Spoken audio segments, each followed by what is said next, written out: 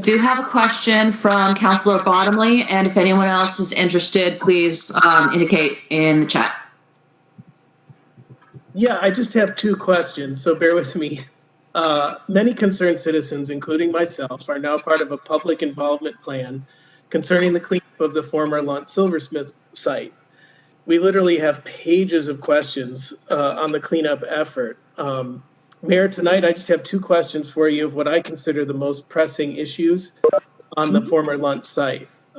You submitted a document to the City Council yesterday which omits an important finding. On April 29th, 2016, OTO did indeed submit their abatement measure plan to the Mass DEP. However, they recommended, and this is quoting, due to vapor intrusion of TCE, end quote, a sub-slab depressurization be installed. In layman's terms, I do want to explain what that is. It's a fan underneath the building that blows the contaminated air into a pipe and vents out to the roof. This system has the potential to remove the TCE threat to zero. There was plenty of money left in the original budget to cover the installation of this system. So can you tell me why it was not installed and who made the decision instead to install the much less effective passive mitigation system that currently is in place? Sorry, that's a long one. It certainly was. I do not have the answer to that question.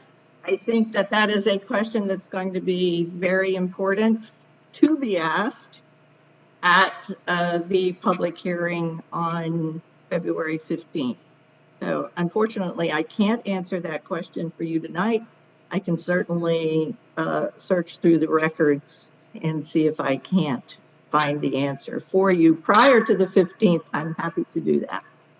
That's great. And my last question is, I definitely acknowledge the problematic Lunt remediation process was started by your predecessor, but now knowing that this SSDS could potentially eliminate exposure to TCE for those people working and being treated in the building, why would you not insist the system be installed immediately? Again, I would have to have additional background on that system. I don't have access at the moment to, and I don't mean just tonight, but to all of the records. I can tell you that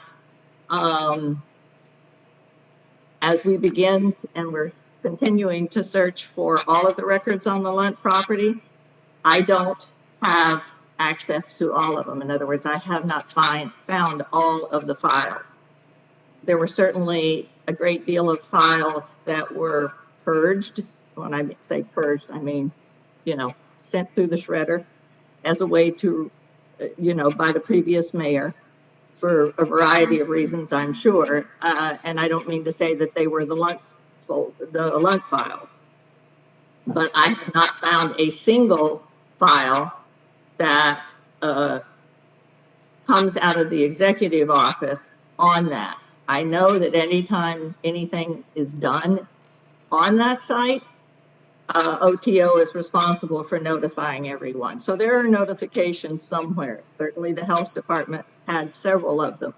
And as we begin to continue to look for the files, and I get additional, and I find them, and we did have a few in our office, I will give you as much of the information that I have. Great, thank you.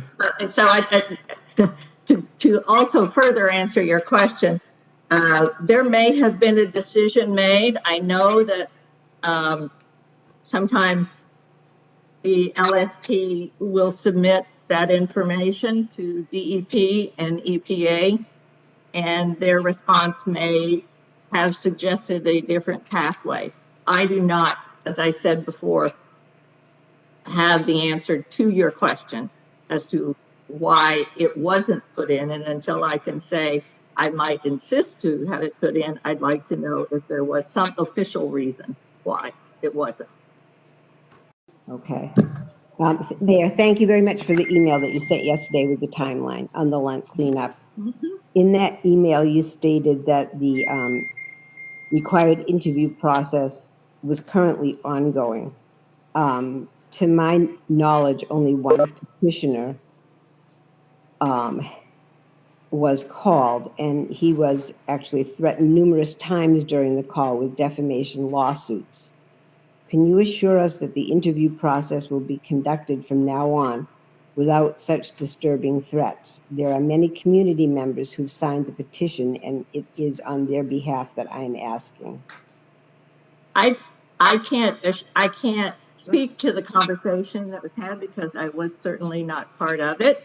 So I know that a list has been sent of all of the petitioners with the emails that were on that list and the phone numbers that were on that list. I know they have been sent to the LSP and for the purpose of calling and interviewing them. So I can certainly check on that and see what the status of that is. They have some time to conduct those interviews. Glenn Ayers, if you could state your name and address for the record. Yes, thank you, President Gilmore, and good evening, councilors. My name is Glenn Ayers. I live at 254 Davis Street, and I would like to offer a public comment tonight regarding the Lunt property, and I'll try to keep it under 3 minutes, but I have a lot that I want to say, and that is that in 2012, the Phase 2 Comprehensive Site Assessment Report was submitted on the Lunt property, and that included a preliminary estimate of the cost of installing the sub-slab depressurization system to deal with the TCE vapor intrusion into the buildings. That was $150,000 for that. And it also, a preliminary estimate was $125,000 for the groundwater collection and treatment system to treat the TCE contaminated groundwater on the site to keep it from migrating off-site, and further to keep it from migrating under the buildings and adding more vapor to the interior air. So that was $125,000, then $200,000 for operation and maintenance for those systems, and an additional $200,000 for reporting and the cost of hiring the LSP, I guess. So both of these recommendations were incorporated into the lease that was signed by the city in 2015. They're included as Exhibit B, Table 14, in the current lease that was signed, still in effect. Yet those things have not been installed. They're not operational. They were never installed. And we submitted our public involvement petition on December 1st, and the very next day, the LSP, OTO, they submitted a request for a 6-month extension for submitting the Phase 3 report, which would be to actually determine what the reasonable treatment alternatives are for the site.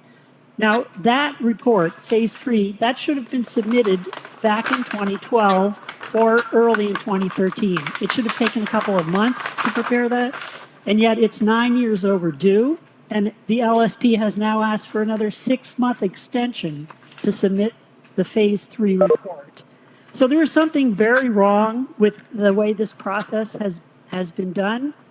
In 2017, DEP ordered the city to install the sub-slab depressurization system and have it operational by August 31st of 2017. Well, that was never done. And so I just don't understand why the LSP now needs another 6 months to do something that should have been done 9 years ago. And in the meantime, the contamination is spreading. It is untreated, it is uncontrolled. There is no contaminant control on this site currently. And I really think that the council needs to look at the likelihood of hiring a new LSP that can actually do the work that is necessary, because this LSP has not maintained control of the site, and they want 6-month extensions for things that should have been done 9 years ago. That is just completely unacceptable. So I don't feel comfortable having this LSP be the ones in charge of the public involvement plan if they can't even do something that they should have done 9 years ago and now want 6 more months to do it. And again, it was mentioned that I was interviewed apparently by an attorney who is also leasing this property. And I don't think that is proper either for the leasee to be calling me and intimidating me and threatening me with lawsuits, claiming that he is conducting the interviews for the public involvement plan. So There's something very wrong here. I'm sorry. And I'm sorry I went too long. No, I Thank you very understand. Yeah, much for the the time. comments. Yes, thank Okay, great. I stopped using my computer. I'm on my iPad. So first I want to address this to the mayor. I want to thank her so much for the information that's been sent to us for the last couple of days on this very important Lunt property. I also want to thank Councilors Bottomley and DeSorga for their diving into this and bringing some things to light. My take on this is we have a sense of obligation, a sense of morality to take care of people in this city. And nowhere do I see that. I see a lot of regulations and put-offs, not necessarily by you, Mayor. This began long ago and should have been dealt with long ago. But a sense of morality has to come into it at some point and say, would I want to live there, knowing what I know now? And I think we need to operate in that capacity, and we have the capability of doing remediation fairly easily by that fan system that was addressed earlier. And I think at the very least, we should be doing that in the short run until we get a more complicated cleanup done. That's all I wanted to say. Thank you.